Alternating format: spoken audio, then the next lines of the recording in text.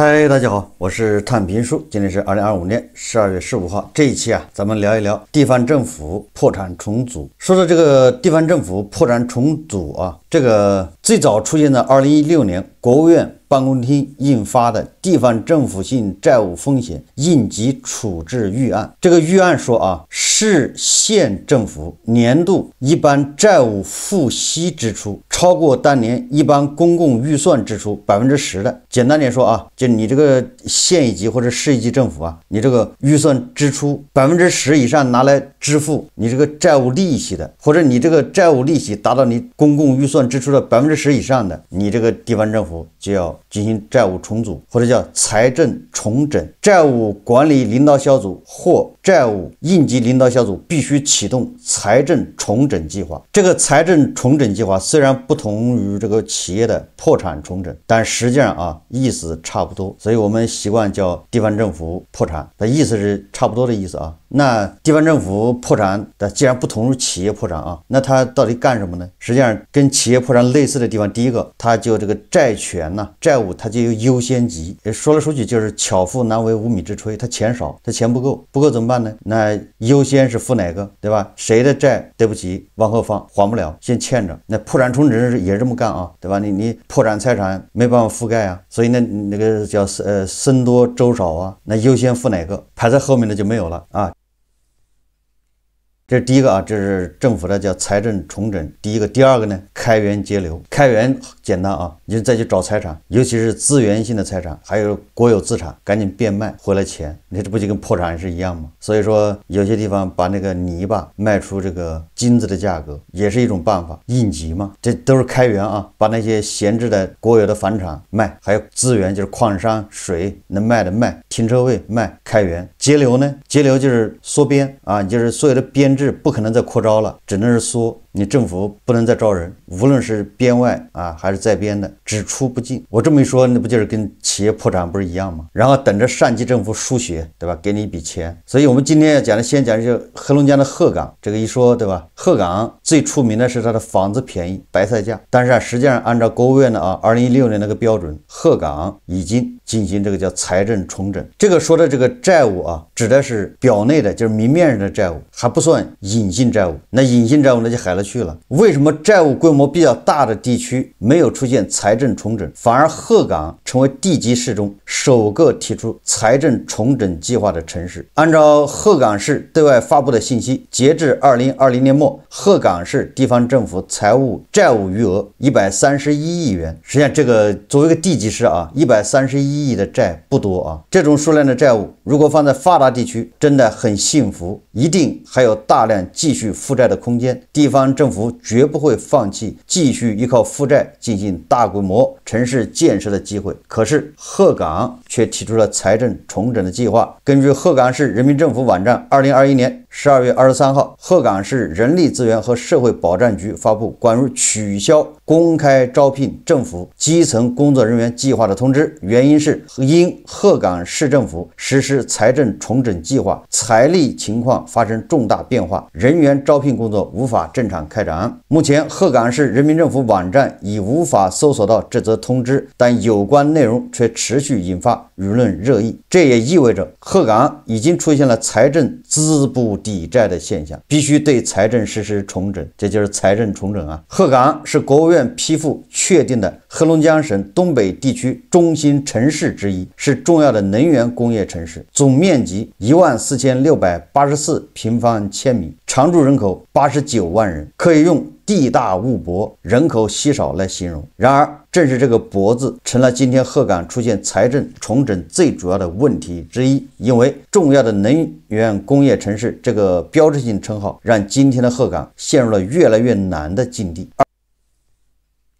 2020年鹤岗市国民经济和社会发展统计公报显示全市 GDP 初步核算为340亿元，比上年增长 0.3%。鹤岗市公布实现全口径财政收入 38.8亿元，比上年下降10.3%，其中公共财政收入23亿元，下降7.8%。你看看一共不到40亿的财政收入，负债是131亿。你看看全口径财政支出158亿元，比上年增长0.3%。公共财财政收入只有23亿元，而财政总支出高达157亿元，这个叫入不敷出啊，那这个债不就越累越多吗？收入支出率只有25%不到，75%都要通过财政转移支付才能满足。这也意味着，虽然鹤岗政府债务规模不大，比起其他地区来真的是小巫见大巫啊，但是鹤岗的偿债能力几乎为零，不要说本金了，连利息都还不了。这就等于啊，地方政府啊不仅要养鹤岗，还要替鹤岗偿还债务利息。这我想这不就是万科吗？大家想象一下，不就是万科吗？大股东给他输血，输到一定地步输不了了，输不起了。核心问题是万科不能造血，你靠输血有什么用？所以说啊，这个鹤岗也一样，他自己造不了血，那全靠山西政府输血。实际上全国有多少这样的地级市呢？造血功能缺失，则是鹤岗经济陷入瘫痪的直接后果。对鹤岗来说啊，依靠能源过日子的时代已经一去不复返，取而代之的是经济转型、产业转型、经济结构转型。恰恰这些重要的方面在鹤岗都没能出现。2020年，鹤岗的税收入只有13亿元，一个人口89万的城市，一年的税收还没有一个薇娅一次性补缴和罚款的税多。也是啊，这个头部电商主播一晚上卖货就能卖多少啊？你说一个将近90万人口的这个地级市，一年的收入，对吧？才那么一点，你这个城市就相当于停摆了。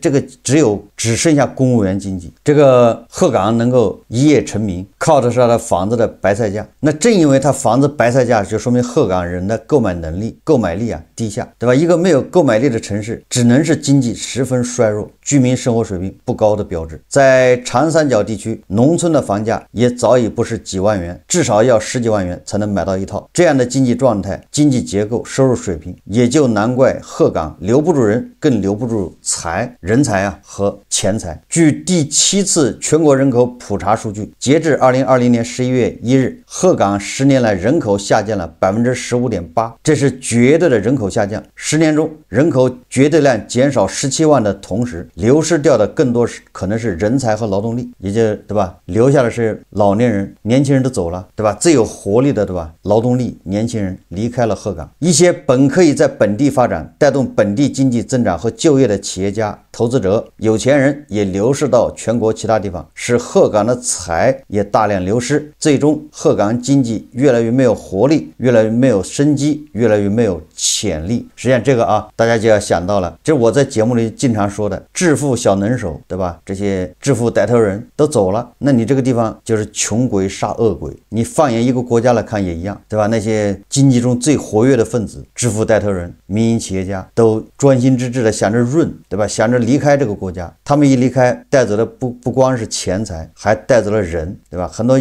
有点才能的人也想着润。那如果这样的话，那不其实国家跟鹤岗不是一样吗？经济会越来越没有活力，死气沉沉，一个道理啊。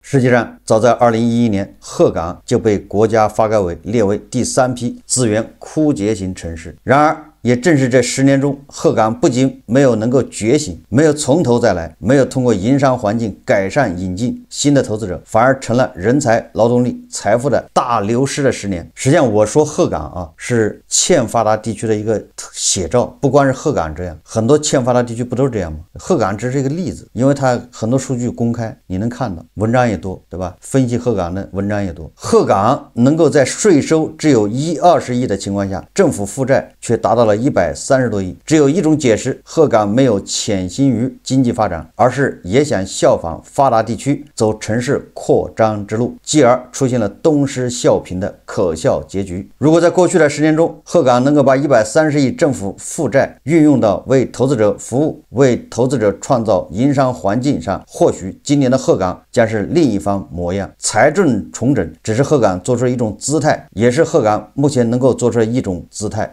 这个就说到了啊，这个政府负债支出用在什么地方？咱们这个节目啊，对吧？这几年一直说啊，我们的大基建很多投资啊没有效益，对吧？比如往那个大山里面搞宏伟工程，比如说广场上的仿生椰子树，还有一些老干部疗养中心，这咱们节目经常说的吧？实际上就是说啊，我们很多财富、很多投资投到这儿，它不产生效益，反而还要买单，每年还要维护，就形成一个黑洞。那这个就是我们对吧？为什么 GDP 第2，但是大家过过得不轻松的原因之一，对吧？很多财富浪费掉了。那通过这种浪费呢，养活了很多婆罗门权贵，这又变成一种财富的不公平的分配方式，而且造成了巨大的浪费。我今天看到新闻啊，大家自己可以去查一下，最高决策层啊，我不点名字啊，亲自出来讲话，讲什么呢？啊，亲自强调啊，“15+5”期间需要防止无效投资，也就是说啊，至少上面他已经知道了很多投资是无效的，你和这个俄罗斯啊，把很多财富变成炮弹、变成导弹、变成无人机，在乌克兰炸掉，是一个意思啊，对吧？他没有变成老百姓的获得感。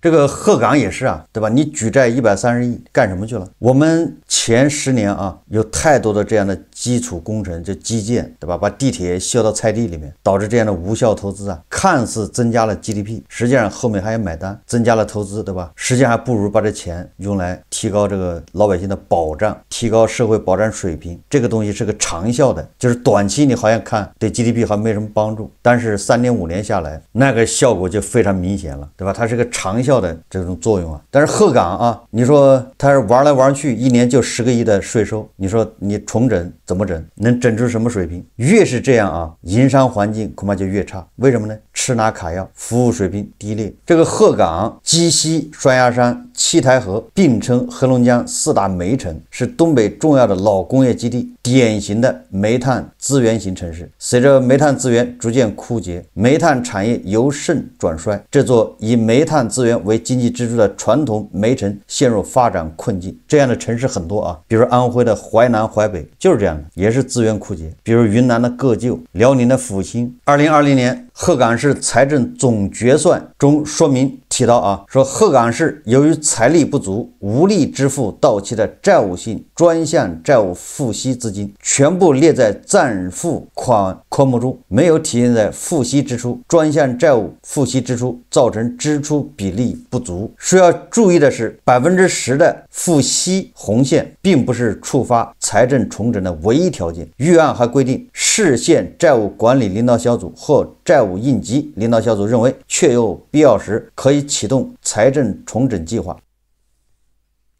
近年来，鹤岗市财政收入连年下降，财政收支矛盾突出。2018年、2019年、2020年，鹤岗全市公共财政收入分别为25.2亿元、24.9亿元、23亿元。你看啊，它每年比每年少，它的财政收入还在递减，而公共财政支出则分别达到115.7亿元、143亿和136.8亿元，支出是连年增长。鹤岗市2020年决算分析报告中显示，2020年全市公共财政收入完成23亿元，同比下降 7.8%。2020年鹤岗全市税收收入完成13.3亿元，完成年预算的 83.2%， 减收 1.73亿元，同比下降 12%。从税种上看啊，实现税收收入的15个税种，除资源税、房产税、印花税、耕地占用税以及契税外，其他10个税种全呈现负增长。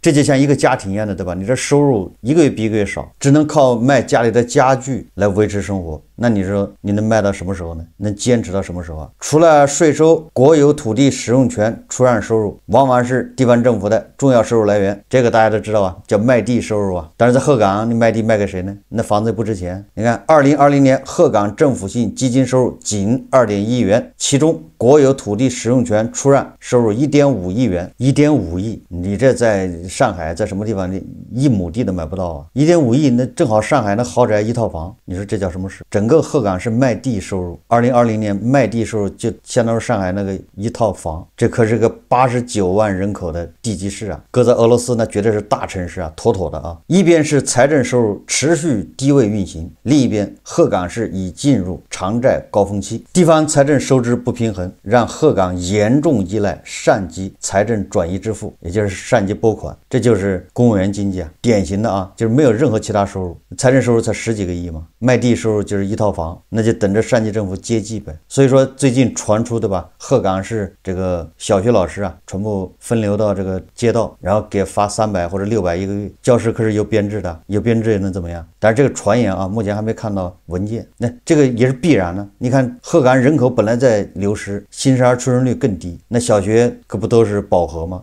小学可不都是过剩吗？你招不到学生呢，只能裁撤合并，那老师去哪儿呢？2021年1月发布的关于鹤岗市2020年预算执行情况和2021年预算草案报告显示，2020年鹤岗市转移支付收入达到了104.7亿元，也就是上级政府给他转移支付将近105个亿，那不就是全靠上面养着吗？上述这些数字说明鹤岗的财政已经极度困难，地方政府出现这样极端的案例会导致其非常被动，其他地方要引以为戒，尽量在自己负债的过程中采取审慎态度，避免滑入这样一种危机局面。当然了，鹤岗市不是第一个采取这个财政重整的地区，早在2017年2月，四川省提出对于达到启动地方政府财政重整计划条件的地区，要依法履行相关程序，启动地方政府财政重整计划。2018年，四川省资阳市兖江区和安岳县相继实施财政重整计划。2020年5月，四川省财政厅指出，2019年财政重整地区债务风险明显降低，已全面退出重整，债务风险总体可控。鹤岗市年初发布的2021年预算报告对当年主要财政工作提出全力以赴向上争取，狠抓财政收支管理，全面实施预算绩效管理3大要求。报告指出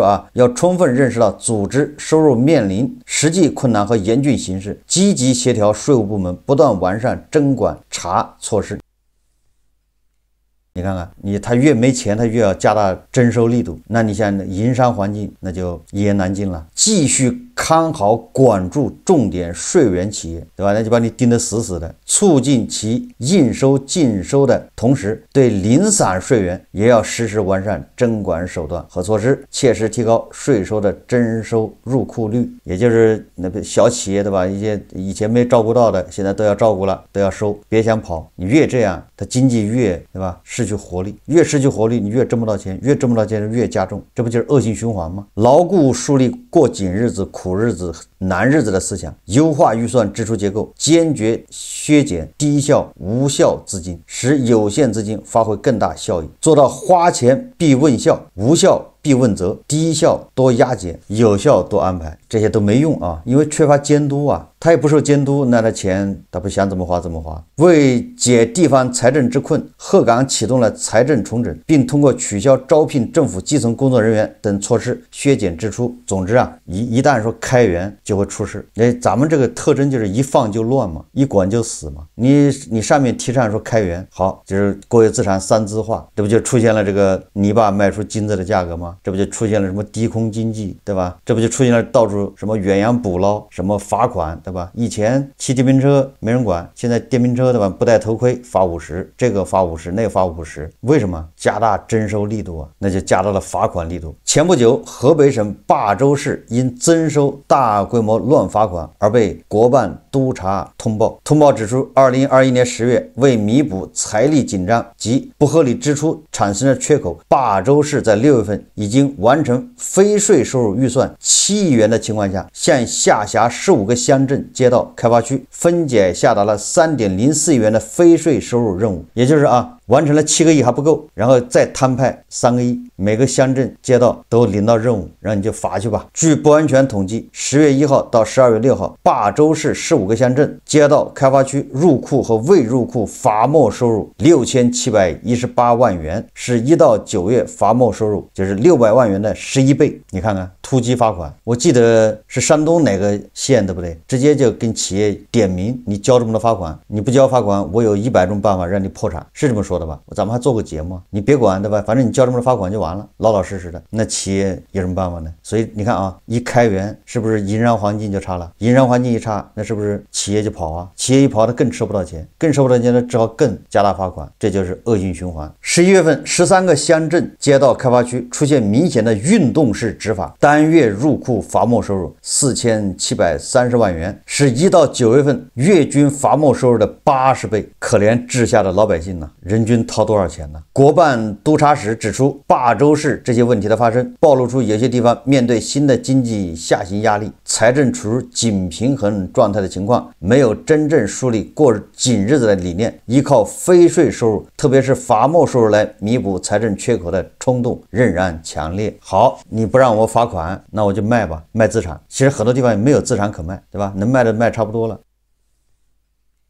所以我老是说啊，他泥巴卖出金子的价格都是被逼的啊，你不让我罚款，其实我也没东西卖了，那我只好去套银行的钱嘛。因为巧妇难为无米之炊啊，你借又借不来，对吧？卖也没东西卖，然后你罚款你不让我罚，那怎么办呢？走投无路。实际上啊，就跟一个企业一样，企业入不敷出的时候，企业走下坡路，那只能是裁员，首先裁员，对吧？把这事业编、机关单位能裁，动员他们下岗，只能这样啊。裁不了，那先从人员福利开支开始，对吧？就把福利开支都取消，只有一个工资，死工资，然后只出不进，就是有退休的，到年纪他不退休了吗？但是不进就不招人，内部调岗，学企业，对吧？企业就这么干。暂停地方自行出台的机关事业单位各项补贴政策，压减直至取消编制外聘用人员支出。这个说的是鹤岗啊，实际上全国有很多地方跟鹤岗一样，甚至还有的地方比鹤岗还要惨。因为鹤岗后来是个地级市啊，那很多这个县级市那更惨，他公务员工资都发不出来，怎么办？2026年啊，这个现象会更严峻。这个文章里面提到的吧，土地出让收入大幅度下降，那2026年不更是这样吗？地卖不掉，这个地方政府啊，左手倒右手，对吧？让城头去拿地，让国企拿地，完了之后再押给银行，从银行贷款，表示自己地卖掉了，